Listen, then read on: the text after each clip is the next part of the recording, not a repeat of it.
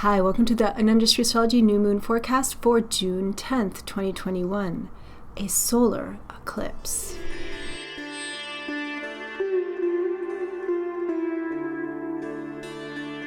The moon has been waning. The light of the moon has been diminishing. How are you feeling? The moon is waning, and on June 10th, peaking at 3:41 a.m. Pacific time, the moon will cross over the sun and create a ring-of-fire solar eclipse. Tense, overwhelmed, stressed, confused. A solar eclipse can feel very shaky, even sometimes like an earthquake has hit in some way or another.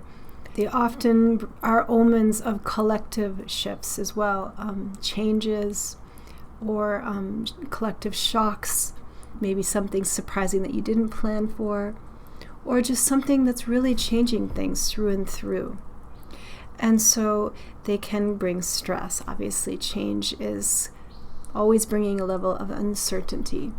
The good thing about eclipses is sometimes if a change is necessary, which it is often necessary to grow and become stronger in life, then eclipses can help push through that change, help bring a breakthrough of some kind perhaps, or plant new seeds that can have big impact later on.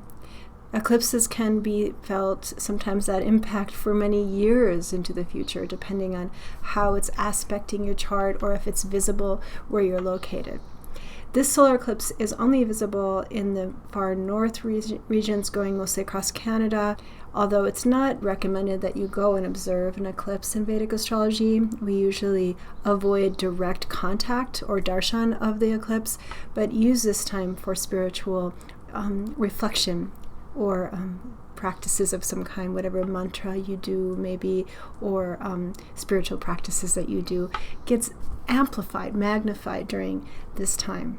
Solar eclipses, I was saying, tend to have more collective impact, I find, especially on the land that it's crossing. So it's interesting that this one is going to be hitting in the north, like in Greenland as well, I think it's also touching, and in parts of Siberia. So there may be an impact on the land there as well in the coming months. This solar eclipse has a lot more to it as well. We're having a really active month astrologically because of Mercury retrograde and then later Jupiter stationing, and we have a rather tense lineup of Mars and Venus with Uranus and Saturn peaking at the end of the month. This solar eclipse is going to occur in the Nakshatra or Vedic lunar mansion called Mrigashira Nakshatra.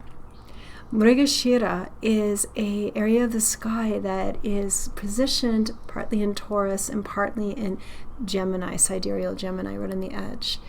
And it has to do with the energy of a stag or a deer that's running. Rohini changed into a deer to try to escape her father, who was running after her in lust. He changed himself into a stag and ran after her. So this area of the sky has a lot to do with desire, for good and for bad, what drives us to pursue or to run after or to search for something in life. So this solar eclipse does have a lot of emotional energy in it, actually, especially when it comes to feelings of attachments in relationships, freedom, and also just trying to understand what it is you really desire, what is really fulfilling you in life. The Vedic deity that's associated with Mrigashira is this beautiful deity called Soma. Soma is also what we call the nectar of immortality that was searched after, chased after, right, by all the asuras and the devas in the ancient scriptures. So it is this Soma, the elixir of life, something intoxicating, something we desire very much. Something that gives us eternal youth, that is connected actually to the moon's light, right? And its ability to bring sort of juiciness or the nourishing energy of life itself to this planet. So Soma is a very living energy, and so is Mrigashira. It's about what makes you feel alive and what drives you. So this solar eclipse can be a pretty powerful time to be looking at how you actually do nourish yourself, how you find fulfillment in your relationships or your work, or in the people who surround you, what's closest to you. Another remarkable thing about this solar eclipse is that it is conjoined Mercury, and Mercury is retrograde.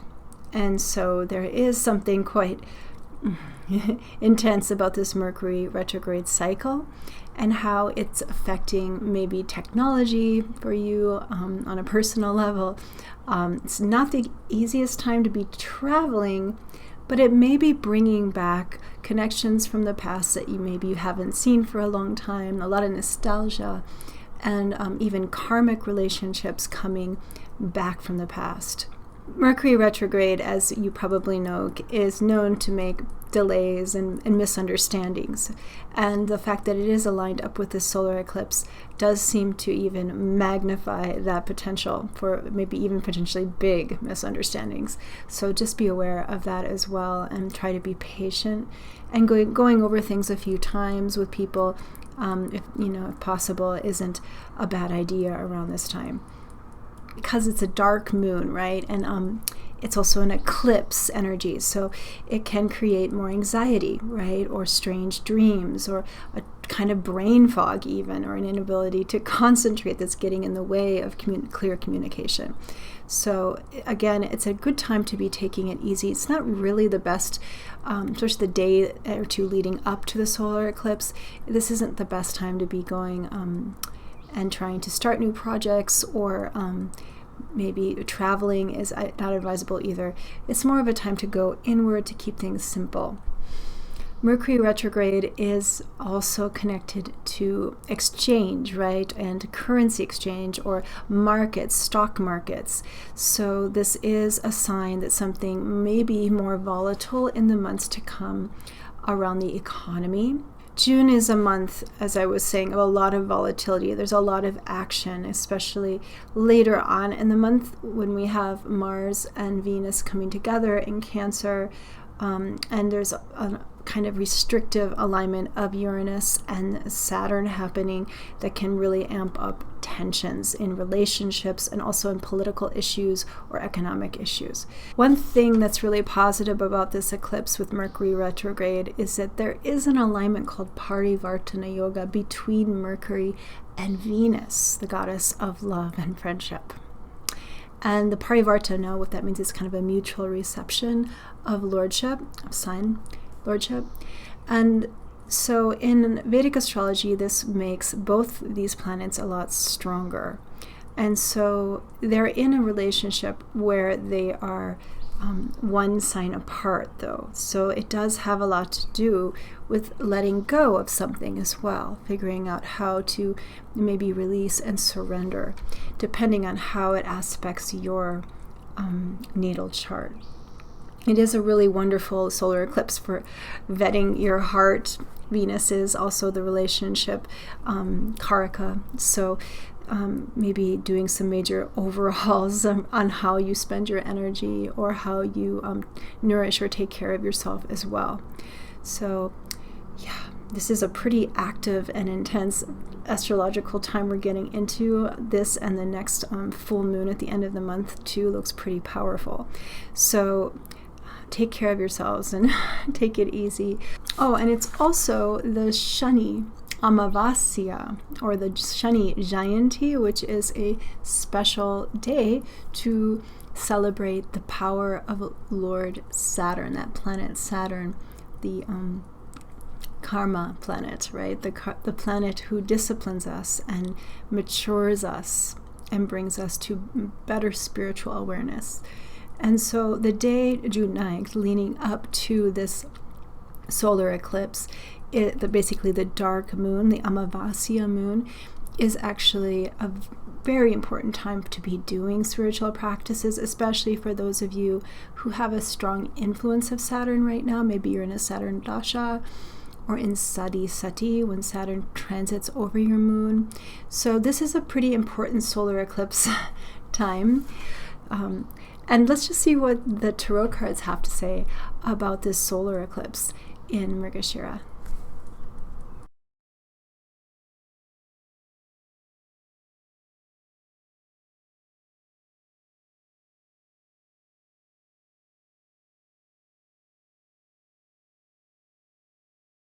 Okay, so the first card that came through is the Five of Swords.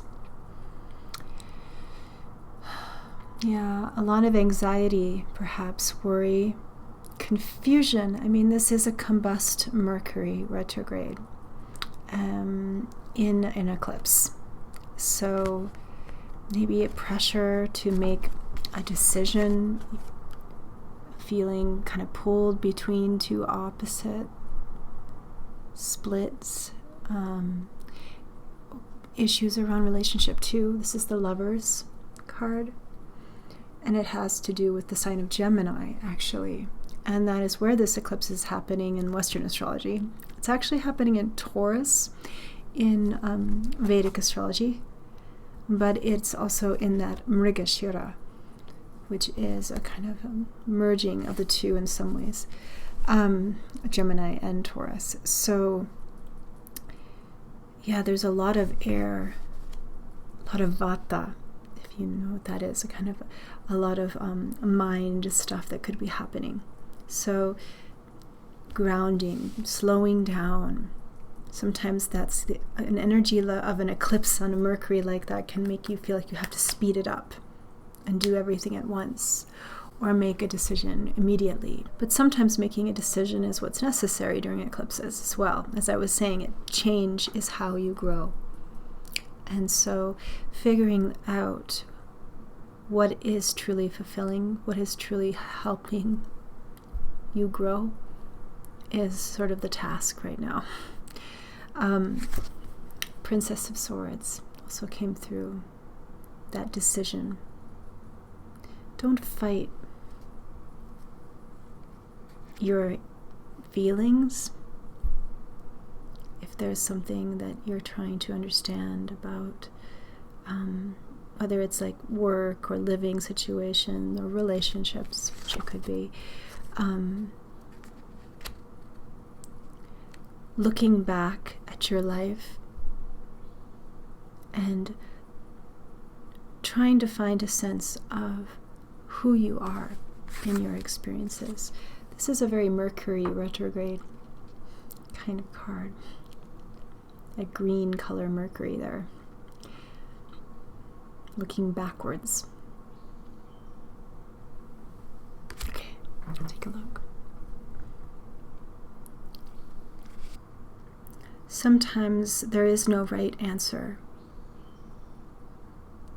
There is just a split, a fork in the road. And it's hard to see clearly which way to go. You can hold both possibilities, one in each one of your hands, and feel sometimes a storm is necessary to make a change. Search for the true answer of your heart, and that's not found outwardly. Where do you feel safe and secure? Where do you feel protected and held? Where do you feel nourished, fed, and fulfilled? Don't run away. Turn back and look at yourself. The answer is there. Okay. Thank you for coming to the Anandashri Astrology New Moon Forecast. I do one-on-one readings. If you'd like to know more about how this eclipse or the month of June is going to affect you on a personal level, you can book a meeting online with me. I'll leave a link in the YouTube description window.